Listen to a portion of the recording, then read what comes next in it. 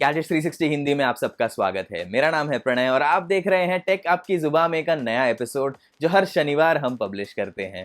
तो आपके लिए ये वीडियो बनता है क्योंकि इसमें रिसर्च काफ़ी लगती है और आपके जो सारे सवाल होते हैं उनके जवाब देने के लिए हमने ये वीडियो बनाई है। तो अगर आपको पसंद आती है वीडियो सीरीज और वीडियोज़ देखने हैं इसमें ज़रूर थम्स अप बटन दबाइए, यानी कि लाइक बटन दबाइए, शेयर कीजिए वीडियो और कमेंट करके बताइए कि आपको कैसा लगा। अगले वीडियो में आप कौन सा टॉपिक देखना चाहते हैं। आपके सारे कमेंट्स वगैरह देखकर हम अगले टॉपिक का चुनाव करेंगे और फिर से आप आ जाएंगे अगले सैटरडे को आपसे बात करने के लिए। तो आज के वीडियो में हम बात करेंगे OnePlus Nord के बारे में। अब ये नया स्मार्टफोन, इसका नाम कंफर्म हो चुका है, लीक्स वगैरह काफी सारे आ चुके हैं, बहुत डिटेल मिल गई है। और इसके अलावा हमें ये भी जानना है कि OnePlus ये ऐसी कंपनी है जो फ्लैगशिप की तरफ जा रही थी, धीरे धीरे करके उसके दाम बढ़ते ही जा रहे थे, उसने अचानक से फिर से सस्ता स्मार्टफोन लॉन्च करने का क्यों निर्णय लिया, इसके बारे में भी हम थोड़ी बहुत बात करेंगे इस वीडियो में। वीडियो शुरू करने से पहले हमारे चैनल पर सब्सक्राइब जरूर कीजिए, बेल आइकन भी दबाइए ताकि आपको नोटिफिकेशन मिलते रहें जब भी हम नए वीडियोस पब्लिश करते हैं। तो चलिए अब बात शुरू करते हैं सबसे पहले OnePlus के स्ट्रैटेजी से।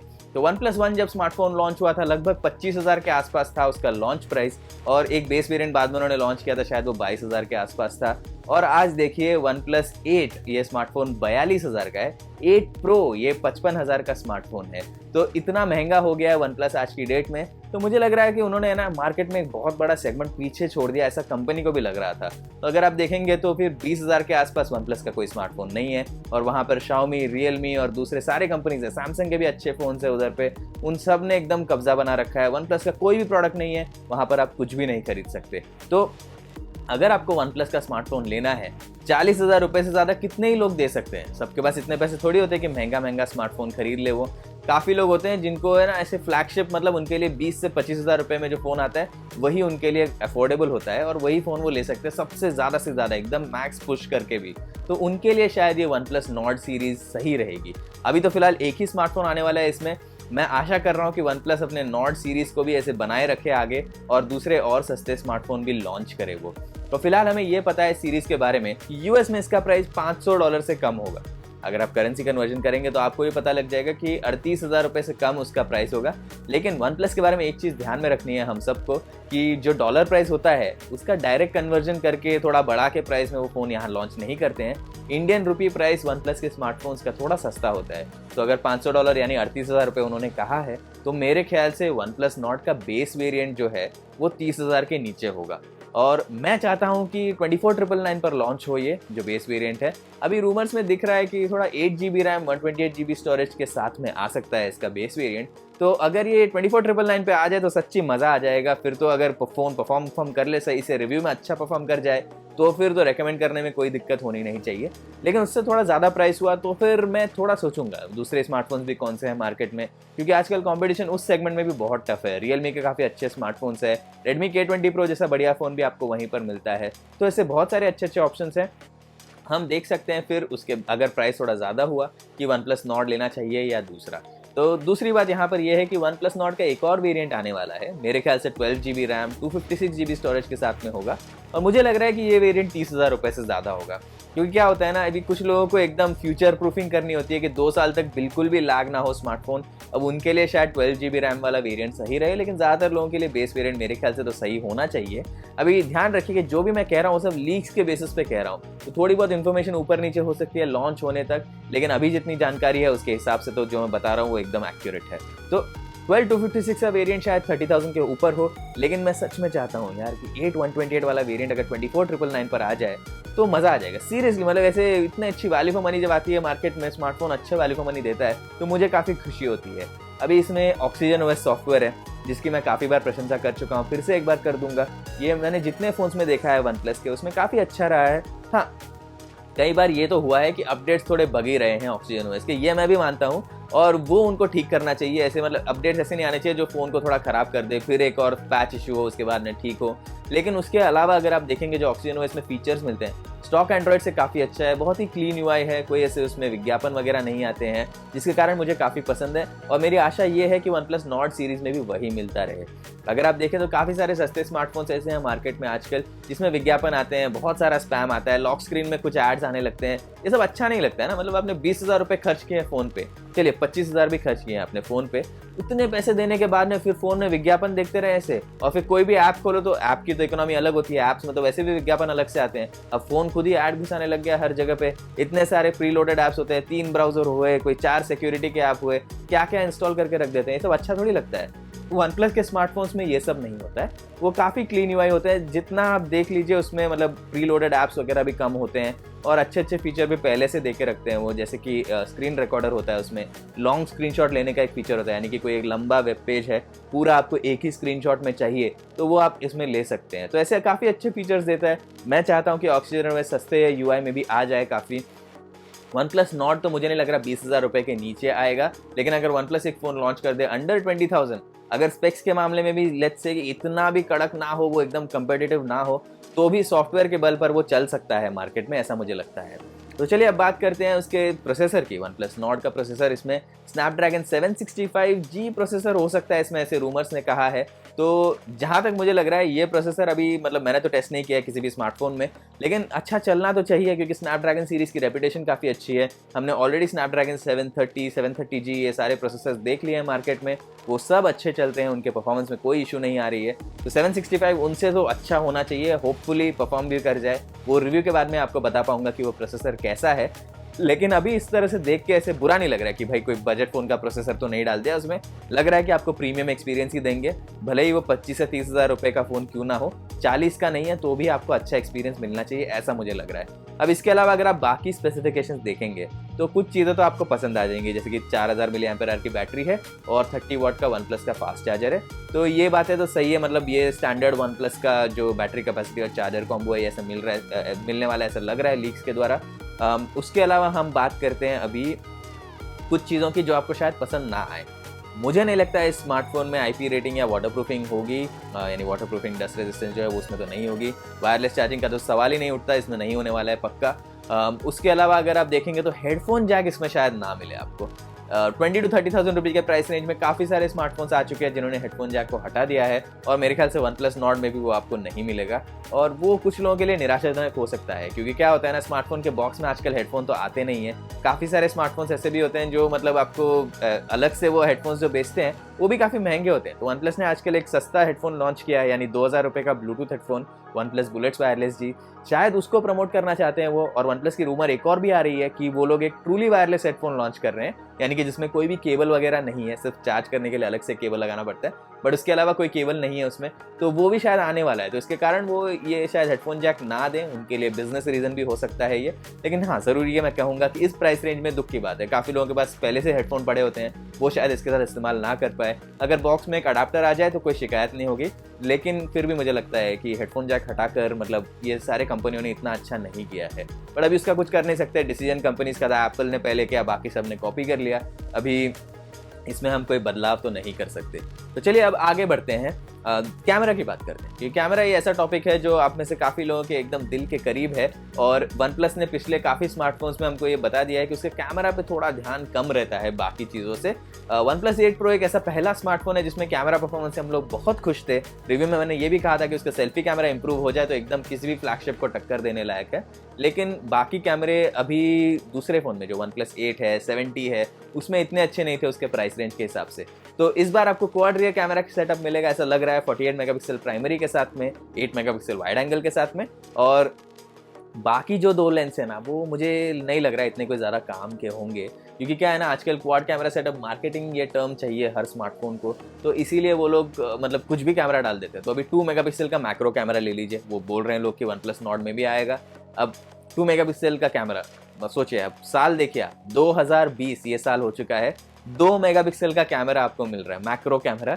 ठीक है, किसी भी चीज़ के एकदम पास जाके आप फोटो तो ले सकते हैं उसका। मैक्रो फोटोग्राफी ये मेरा मतलब मुझे पर्सनली बहुत पसंद है। ऐसे पेड़ पौधे होते हैं उसमें छोटे छोटे जैसे पत्ते वगैरह आ जाते हैं, या फिर कोई कीड़े मकोड़े रहते हैं, उनके फोटो लेने के लिए ठीक तो है वो, लेकिन 2 मेगापिक्सल रेजोल्यूशन कुछ ज़्यादा ही कम है आज की डेट में। वो कैमरा मेरे ख्याल से ज़्यादा यूजफुल भी नहीं है, क्योंकि काफ़ी बार रहता है अच्छी रोशनी में ठीक फोटो ले लेता है, थोड़ी भी रोशनी कम हुई तो मज़ा नहीं आता है बिल्कुल भी रिजल्ट्स में। और वो भी एक बात होती है कॉन्ट्रास्ट की, प्राइमरी कैमरा 48 मेगापिक्सल का अच्छा चल गया, समझते लेट्स से कोई भी फ़ोन है अच्छा चला दिया उसके 48 मेगापिक्सल का कैमरा, उसकी क्वालिटी देखो, 2 मेगापिक्सल के मैक्रो कैमरा की क्वालिटी देखो, बहुत ज़मीन आसमान का अंतर होता है, इसीलिए मुझे वो पसंद नहीं आता है। तो इसी कारण मतलब शायद ये नाम के लिए तो क्वाड कैमरा सेटअप दे दे, लेकिन देखते हैं अभी रिव्यू करने के बाद में पता चलेगा इसका क्वाड कैमरा सेटअप कितना यूजफुल है और आपको कितना मज़ा आएगा उसमें। अब उसके अलावा फ्रंट कैमरा में कुछ लोग कह रहे हैं कि ड्यूअल सेल्फी कैमरा मिल सकता है आपको स्मार्टफोन में। अब ये देखना ही पड़ेगा, लॉन्च होने के बाद नहीं पता चलेगा कि इसमें सिंगल सेल्फी कैमरा होगा या ड्यूअल सेल्फी कैमरा होगा। एक मेन 16 मेगापिक्सल का सेल्फी कैमरा आपको मिल सकता है, ऐसा लीक्स का कहना है, और एक 8 मेगापिक्सल का वाइड एंगल सेल्फी कैमरा जिससे आप ग्रुप सेल्फी वगैरह ले सकते हैं अपने दोस्तों के साथ में। वैसे अभी लॉकडाउन का माहौल चल रहा है तो ज़्यादा लोग से मत मिलिए, बट अगर घर पे लोग हैं काफ़ी सारे, आप ग्रुप सेल्फी लेना चाहते हैं तो शायद वो वाइड एंगल सेल्फी कैमरा आपके काम आ जाए। लेकिन वन प्लस के किसी भी स्मार्टफोन में आज तक ड्यूअल सेल्फी कैमरा देखा नहीं गया है, तो इसीलिए देखना पड़ेगा। सबसे सस्ते फ़ोन में सबसे पहले ये फीचर आ जाएगा तो थोड़ा अजीब लगेगा, मतलब आपको बेहतर फीचर मिल रहे हैं 50,000 रुपये के फ़ोन से, तो फिर आप क्यों वो महंगा वाला फ़ोन लेना चाहेंगे। तो ये थोड़ी सोचने वाली बात है, इसीलिए मुझे पूरी तरह से अब मैं सहमत नहीं हूँ कि ड्यूअल सेल्फी कैमरा आएगा। लेकिन लीकर्स वगैरह को ज़्यादा पता है मुझसे, तो उन्होंने सब ने कहा है कि शायद उसमें ड्यूअल सेल्फी कैमरा ही आ सकता है। इसके अलावा फ़ोन की तो बात, मतलब हार्डवेयर की जितनी करनी थी मैंने कर ली है। एक लास्ट चीज़ कह दूँ फिर आपके सवालों के बाद हम बात करते हैं। मुझे लग रहा है कि वन प्लस ने अपने प्रीमियम जो कैटेगरी है ना, उस प्रीमियम इमेज जो बना ली है अपनी, उसके कारण उनके मे भी शायद सेल्स वॉल्यूम थोड़े कम हो रहे थे, इसीलिए उन्होंने देखा कि भाई यहाँ पर एक अपॉर्चुनिटी है, उसे टैप कर लिया जाए। क्योंकि मार्केट में जो गैप होती है ना, वहाँ पर कंपनीज आना चाहती हैं काफ़ी हद तक। तो 50,000 के सेगमेंट में काफ़ी बड़ी गैप है, बिकॉज अभी 30-40 हज़ार तक काफ़ी सारे अच्छे एंड्रॉइड स्मार्टफोन्स हैं। लेकिन अगर आप 50 के ऊपर देख लेंगे, फिर 60-70-80 हज़ार रुपये पे सैमसंग के फ़ोन, एप्पल के फ़ोन, गूगल के फ़ोन, ये सारे आ जाते हैं। लेकिन अभी देखिए 50 के नीचे आप देखिए उधर, मतलब 40 से 50 के बीच में वन प्लस के फ़ोन से, अब 40 के नीचे देख लीजिए, वहाँ पर कुछ भी नहीं है वन प्लस का। 20 से 30 ऐसा प्राइस सेगमेंट है, 20,000 to 30,000 रुपीज़, जहाँ पर कंपटीशन इतना भी टफ नहीं है आज की डेट में। रियलमी और रेडमी तो लड़ रहे हैं, लेकिन बाकी फ़ोन्स को अगर आप देखेंगे तो आपको उतने सारे अच्छे विकल्प नहीं मिलेंगे वहाँ पर। तो इसीलिए वन प्लस चाहता है शायद उस प्राइस सेगमेंट में आ जाए और ये Oppo, Vivo, Realme, one plus, इनका पूरा जो सिंगल ग्रुप की चारों कंपनियां हैं वो आके दूसरों को कंपटीशन दे दें। वहाँ पर उनको मार्केट अपॉर्चुनिटी एक दिखी होगी, इसीलिए शायद वहाँ पर आ रहे हैं। अब रही बात गूगल की, गूगल के पिक्सल कैमरे वो काफ़ी अच्छे होते हैं। आप में से एक जन ने सवाल भी पूछा, उसकी मैं जवाब दूंगा अभी थोड़ी देर में। लेकिन एक चीज़ यहाँ पर कह दूं कि पिक्सल 4a ये स्मार्टफोन लॉन्च होने वाला है। भारत में आएगा या नहीं मुझे नहीं पता, क्योंकि पिक्सल 4 नहीं आया था। लेकिन 4a जो है पिक्सल का, वो मेरे ख्याल से काफ़ी महंगा होगा। पिक्सल 3a बहुत महंगा था जब लॉन्च हुआ था तभी, मतलब 40,000 रुपये का पिक्सल 3a XL, और उसमें स्नैपड्रैगन 670 प्रोसेसर था। कैमरा भले ही कितना ही अच्छा हो, लेकिन भारत में इस टाइप का फ़ोन बिकना थोड़ा मुश्किल है। तो पिक्सल 4a भी मुझे लगता है थोड़ा महंगा ही होगा, इसीलिए वन प्लस नॉर्ड के साथ में शायद कम्पीट ना कर पाए इंडिया में। अगर गूगल पिक्सल अपने स्मार्टफोन्स थोड़े सस्ते में दे दे इंडिया में, तो फिर बहुत मस्त मज़ा आ जाएगा। पिक्सल 4a अगर 30,000 के आसपास आ जाए, वन प्लस नॉर्ड के खिलाफ चले जाए, तो उसके कैमरे बहुत अच्छे हो सकते हैं, जिसके कारण वो कंपटीशन दे दे। तो चलिए देखते हैं उसके आगे क्या होता है। अभी फिलहाल आपके सवालों का जवाब देने का समय आ चुका है। तो चलिए पहले यूट्यूब खोल लेता हूँ मैं, और यहाँ पर सबसे पहले राकेश चौधरी जी ने कहा है कि उनके किसी दोस्त का Redmi Y2 स्मार्टफोन अपडेट आने के बाद में उसका फिंगरप्रिंट सेंसर गायब हो गया और वो ठीक से नहीं चल पाया फैक्ट्री रीसेट के बाद में भी। राकेश जी, कभी कभी ऐसा होता है, सुन के बहुत दुख हुआ। मुझे हमेशा बुरा लगता है किसी का फ़ोन ख़राब हो जाता है तभी, लेकिन आपके एग्जैक्ट सर्कमस्टांसेस जाने बिना इसके बारे में मैं ज़्यादा नहीं कह पाऊंगा, इसीलिए माफ़ी चाहता हूँ। चलिए, अभी राकेश जी ने एक और सवाल पूछा है। मुझे लगता है कि 20 से 25 हज़ार की रेंज में रेडमी के सीरीज़ का कहीं ना कहीं दबदबा है, और वन प्लस इस प्राइस में भी रेडमी को टक्कर देने के लिए हाथ आजमाना चाहती है। ठीक है, वैसे रेडमी K30 की खबरें भी आ रही है, तो वन प्लस भी तैयारी कर रहा है। अभी आपने ये बात सही कही। देखिए, अभी 20 से 30 हज़ार रुपये के प्राइस रेंज में अगर आप देखेंगे आपको क्या मिल जाएगा। रियलमी के कुछ स्मार्टफोन्स हैं, I think Realme X50 Pro है, रियलमी X2 Pro है। इसके अलावा आपको मिलेंगे रेडमी K20 Pro, जो आपने सही कहा था। तो ये तो 2 स्मार्टफोन्स हुए ही। इसके अलावा पुराने फ़ोन्स हैं थोड़े, जैसे कि Asus का 6Z है, जो पिछले साल का स्मार्टफोन है। रेडमी K20 Pro वैसे भी पिछले साल का है, तो वो बोलना नहीं चाहिए।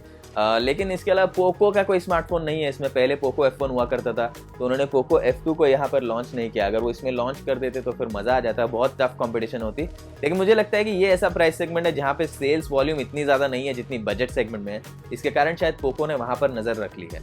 अब वन प्लस की रही बात, तो इनिशियली तो वो 20 से 30 हज़ार वाली कंपनी थी ना, उनके स्मार्टफोन्स 30 हज़ार से कम में ही मिलते थे। और अगर आप ध्यान दें तो फिर पिछले साल 32,999 में वन प्लस 7 लॉन्च हुआ था। तो इस साल देख लीजिए 32,999 से वो कहाँ चले गए हैं। सीधा 42,999 पे है उनका, नहीं 41,999 सॉरी 41,999 पे उनका स्मार्टफोन। और इतना भी समय नहीं हुआ है जब वन प्लस इतनी ज़्यादा प्रीमियम कंपनी बन गई, इसीलिए जो वन प्लस 7 वाले प्राइस वाले जो फ़ोन्स थे, यानी उसमें जो गैप छूट गई थी एंड में, आई थिंक वन प्लस 60 जब उनका लाइफ खत्म हो रहा था और वन प्लस 7, ये दोनों स्मार्टफोन 30 के नीचे मिल रहे थे आपको, तो उस जगह पर आएगा ये वन प्लस नॉर्ड स्मार्टफोन। तो मेरे ख्याल से भाई ये जो उनको लग रहा था थोड़ा बहुत कि हमारे जो वन प्लस 7 और 60 के कस्टमर थे उनको हम पीछे ना छोड़ दें, इसीलिए वो वहाँ पर आ गए। और दूसरी बात, जैसा आपने कहा कि हाँ, रेडमी का दबदबा वहाँ पर बना हुआ है, इसीलिए भी वहाँ पर शायद वो आ गए हैं। तो चलिए अभी आगे दूसरों लोग के सवाल भी देख लेते हैं। किलेश वासवा ने पूछा है कि वन प्लस नॉर्ड की प्राइस क्या हो सकती है। तो प्राइसिंग अब इतने से बोल ही रहा हूँ मैं, 24,999 मेरे ख्याल से होना चाहिए बेस वेरिएंट का प्राइस, बट रियलिस्टिकली मैं बोल रहा हूँ 29,999 से कम ही होगा इसका। 24,999 से 29,999 के बीच में होगा बेस वेरिएंट। और मुझे लगता है, अगेन मैं गेस कर रहा हूँ, हायर वेरिएंट है 12 to 56 का लॉन्च कर सकते हैं, वो 30 के ऊपर होगा, 30,000 रुपये से ऊपर। हिमांशु बिश्नोई इनका कहना है कि गूगल पिक्सल 3a एक अच्छा सौदा है 2020 में। पिक्सल 3a का जब मैंने लास्ट प्राइस देखा था, आई थिंक उसका 25,000 के आसपास मिल रहा था वो, और 3a XL आई थिंक 30,000 के आसपास मिल रहा था। तो गलत हो सकती है मेरी इन्फॉर्मेशन थोड़ी बहुत, क्योंकि मुझे एग्जैक्ट याद नहीं आ रहा है उसका एग्जैक्ट प्राइस क्या था अभी लास्ट सेल में, जो लॉकडाउन के पहले मैंने देखा था उसका डिस्काउंटेड प्राइस। लेकिन इस स्मार्टफोन में ये कहूँगा कि कैमरा बहुत ही बढ़िया है, बिल्कुल भी आपको शिकायत नहीं आएगी उसके कैमरे से, लेकिन बाकी सारे फीचर्स जो है ना वो थोड़े पीछे हैं। स्नैपड्रैगन 670 प्रोसेसर इतना पावरफुल नहीं है, आपको उससे काफ़ी ताकतवर प्रोसेसर उससे आधे दाम में मिल जाएंगे। गूगल का सॉफ्टवेयर काफ़ी अच्छा है, क्लीन यूआई है, एकदम स्टॉक एंड्रॉयड एक्सपीरियंस है, मज़ा आ जाता है। लेकिन फ़ोन में काफ़ी बग्स होते हैं, मतलब वो लोग एकदम लेटेस्ट जो सॉफ्टवेयर है वो पुश कर देते हैं स्मार्टफोन में, और काफ़ी लोगों ने बहुत सारे बग्स की कंप्लेन की है। अब पिक्सल 4 में भी काफ़ी बग्स थे, पिक्सल 3a में भी थे ठीक ठाक बग्स। अब पुराने जनरेशन से कम बग्स हैं, बट फिर भी उसमें बगी तो एक्सपीरियंस होता है जो होना नहीं चाहिए। अगर आपको कैमरा से ही मतलब है, बाकी चीज़ों से इतना मतलब नहीं है, तो हाँ अच्छा सौदा है मेरे हिसाब से। लेकिन आपको उसी टाइप के फीचर्स सस्ते स्मार्टफोन्स में मिल जाएंगे, सिर्फ आपको कैमरा एक्सपीरियंस के लिए थोड़ा सैक्रिफाइस अगर आप करने को तैयार हैं तो फिर वो अच्छा सौदा हो सकता है। ओवरऑल मैं अभी कहूँगा कि इतना अच्छा वैल्यू फॉर मनी नहीं है 2020 में, लेकिन एज आई सेड बिफोर, अगर कैमरा से ही मतलब है बाकी चीज़ों से नहीं तो ठीक है। चलिए अभी अजय राठौड़ कह रहे हैं कि 20,000 रुपीज़ में अच्छा फ़ोन देते तो सही होता, मतलब वन प्लस नॉट 20,000 के नीचे तो आने नहीं वाला है, लेकिन होपफुली देखते हैं आगे शायद वन प्लस 20,000 के नीचे भी फ़ोन लॉन्च कर दे। मेरी उम्मीद नहीं है कि वो फिर से एक बजट फ़ोन लॉन्च करेंगे, क्योंकि उतने बजट सेगमेंट में प्रॉफिट बिल्कुल भी नहीं होता है, बहुत मुश्किल होता है उधर पे। मतलब एक बार आपने अपने आप को बजट ब्रांड एक बना दिया, 20,000 से कम में वन प्लस ने फ़ोन लॉन्च कर दिया, फिर वो टैग लग जाता है कि वन प्लस अभी बजट ब्रांड है। बहुत मुश्किल से उन्होंने प्रीमियम ब्रांड की इमेज बनाई है अपनी, तो मुझे नहीं लगता कि वो एकदम 20,000 से कम वाले बजट सेगमेंट में आएंगे। अगर हुआ तो भी कैसा होगा, वन प्लस नॉट जैसे स्मार्टफोन कभी सेल पे चला गया, या फिर कोई आपको कैशबैक वगैरह की ऑफर मिल गई, 20,000 के नीचे मिल गया वो, तो वो लक की बात है। बट मुझे नहीं लगता अभी इमीडिएटली तो वन प्लस उतने बजट सेगमेंट में आएगी। तुषार परब ब्लॉग्स का कहना है, I am most excited for one plus not. First of all मेरा सरनेम भी परब है, सो या हाय। इनका कहना है कि वन प्लस नॉट से काफ़ी एक्साइटेड है। प्राइस अच्छा हुआ तो मैं भी एक्साइटेड हूँ, प्राइस गंदा हुआ तो मैं बिल्कुल एक्साइटेड नहीं हूँ। मुझे एक महंगा स्मार्टफोन नहीं चाहिए मार्केट में, सस्ता और अच्छी क्वालिटी का फ़ोन विद एकदम बढ़िया यूआई बिना किसी विज्ञापन वगैरह के, वो मैं देखने को तैयार हूँ। तो चलिए अभी अभिषेक पटेल का कहना है, सर मुझे तो लगता है कि वन प्लस नॉट की प्राइस 33,000 से कम तो होने वाली है, नहीं होने वाली है। मुझे नहीं लगता है कि 33,000 में वो लॉन्च करेंगे। मुझे लगता है कि 30,000 पे मतलब मैक्स टू मैक्स उनका बेस वेरिएंट होना चाहिए। लेकिन अगर आप सही निकलते तो एक और एपिसोड में आगे बात करेंगे वन प्लस नॉट के लॉन्च के बाद में। मेरे ख्याल से जुलाई 21 को लॉन्च है इसकी, अगर मैं गलत नहीं हूँ तो उस टाइम पे देख लेंगे कौन सही है। आप भी सही हो सकते हैं, ऐसा नहीं मैं कहूँगा कि मतलब मैं ही सही हूँ, आप भी सही हो सकते हैं कम्प्लीटली। अभी अनिल गोयल का कहना है, सीधा हिसाब है, अगर स्मार्टफोन कंपनी को भारत में पकड़ करनी और नंबर 1 बनना है तो उसे हर सेगमेंट में मजबूत होना होगा और भारत में 10, 20 और 25,000 रुपए के मोबाइल सेगमेंट काफ़ी इंपॉर्टेंट है, क्योंकि भारत की अधिकतम आबादी इस रेंज के स्मार्टफोन खरीदती है, इसीलिए वन प्लस भी इस सेगमेंट में मजबूत होना चाहती है। बिल्कुल सही कहा आपने, मुझे यही लगता है कि इस सेगमेंट में मतलब काफ़ी सारा उनका जो यूज़र बेस था वो पीछे छूट गया था। वन प्लस 7 जब उसे इनिशियली लॉन्च हुआ था उस प्राइस पर 32,999 था आई थिंक, और वो 30 के नीचे भी मिल रहा था। तो जो पूरा यूज़र बेस है वो OnePlus 8 तो खरीदने नहीं वाला, बिकॉज 30,000 का स्मार्टफोन लेने वाला आदमी अचानक से 40 से ऊपर का स्मार्टफोन कैसे लेगा ना। तो वो भी तो एक बात होती है। तो जो आपने कमेंट किया उससे पूरी तरह से मैं सहमत हूँ। अनुराग गुप्ता का कहना है कि मुझे ऐसा लगता है कि मिड रेंज स्मार्टफोन के यूज़र ज़्यादा हैं। OnePlus की ब्रांडिंग, ऑक्सीजन OS तो कहना ही क्या, मतलब अच्छी बात है इनके हिसाब से। कमाल के स्पेसिफिकेशन और रेडमी, रियलमी और सैमसंग को कड़ी टक्कर मिलेगी। इससे ग्राहकों का भरोसा बढ़ेगा, जिससे OnePlus का सीधा फायदा फ्लैगशिप स्मार्टफोन पर होगा। अभी बहुत सारी चीज़ें कही है, मैं ज़्यादातर चीज़ों से सहमत हूँ। बस ये है कि इसमें ना एक चीज़ मैं यहाँ पे कहूँगा कि मिड रेंज सेगमेंट में यूज़र इतने भी ज़्यादा नहीं है। ज़्यादातर यूज़र जो है भारत में आज की डेट में भी 10,000 से कम वाले रेंज में है। क्योंकि अगर आप किसी भी कंपनी से बात करें, वीवो से बात कर लीजिए, वीवो बोलेगा आपको कि वाई सीरीज़ हमारा सबसे ज़्यादा दिखता है। वीवो वाई सीरीज़ क्या है, सब 10,000 वाला है। Xiaomi से भी बात कर लीजिए, हर साल वो रिपोर्ट डालते हैं कि कौन सा स्मार्टफोन सबसे ज़्यादा बिका, तो उसमें आपको दिखेगा Redmi 5A, Redmi 6A, Redmi 7A, इस टाइप के बजट फोन। तो ज़्यादातर यूज़र वो सारे एकदम ही बजट सेगमेंट में है, 10,000 से कम वाले में। मिड रेंज सेगमेंट में हाँ यूज़र ज़्यादा हैं, लेकिन वो प्रीमियम सेगमेंट के मुकाबले। तो 20 से 30,000 रुपए में जो सेगमेंट है उसमें है काफ़ी सारे यूज़र, लेकिन 40,000 से ऊपर में उतने ज़्यादा नहीं है भारत में। वहाँ पर ज़्यादा वॉल्यूम नहीं बेच सकते आप। OnePlus ने अच्छा काम किया है अभी काफ़ी प्रीमियम सेगमेंट में, यानी 30 to 40 वाले रेंज में काफ़ी अच्छा काम किया उन्होंने पहले। होपफुली सब 30 में भी कर दें, चलो देखते हैं फिर आगे क्या होता है। अनूप पेडनेकर का कहना है कि some companies offering high end specs in mid range. तो OnePlus ने क्या करना है वो इंटरेस्टिंग होगा देखने के लिए। बिल्कुल सही है, मिड रेंज सेगमेंट में काफ़ी सारे ऐसे कंपनीज आ चुके हैं जो आपको एकदम फ्लैगशिप लेवल स्पेसिफिकेशन दे रहे हैं। आज की डेट में आई थिंक 35,000 के आसपास स्नैपड्रैगन 865 प्रोसेसर मिल सकता है आपको। मेरे ख्याल से iQOO 3 वो ऐसा स्मार्टफोन है जो उस प्राइस पे दे रहा है आपको वो प्रोसेसर। और काफ़ी सारे एकदम ताकतवर डिवाइसेस 30 to 35 के रेंज में भी हैं। तो ऐसा नहीं है कि OnePlus Nord अगर लॉन्च हो गया पहले दिन से ही सफल होगा, थोड़ा तो मुश्किल होगा उसके लिए, सब प्राइसिंग पर निर्भर है। तो आपके सारे सवालों का तो जवाब मैंने दे दिए, तो इस वीडियो को यहीं पर ख़त्म करते हैं। मुझे तो बहुत मज़ा आता है ये वीडियो वगैरह बनाने में। अगर आपको भी मज़ा आ रहा है प्लीज़ कमेंट करके बताइए कैसा लगा। लाइक भी कीजिए इस वीडियो को ताकि हमें प्रोत्साहन मिले और वीडियोस बनाने के लिए। गैजेट्स 360 हिंदी और मेरी तरफ से यानी कि प्रणय परब की तरफ से आपका बहुत बहुत धन्यवाद वीडियो देखने के लिए। अगले हफ्ते मिलते हैं फिर से उसी टाइम पे, शनिवार को 12 बजे के आसपास हमारा वीडियो लाइव होता है।